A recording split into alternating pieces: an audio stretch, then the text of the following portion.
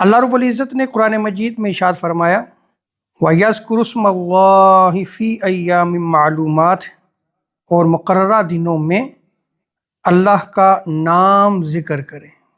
اس کے نام کو جپیں۔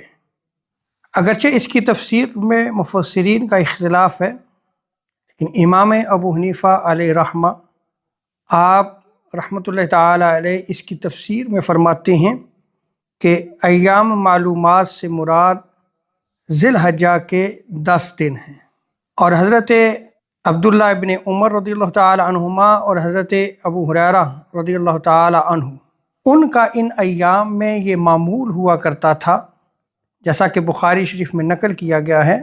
یخرجان الی السوق فی ایام العشر یکبران،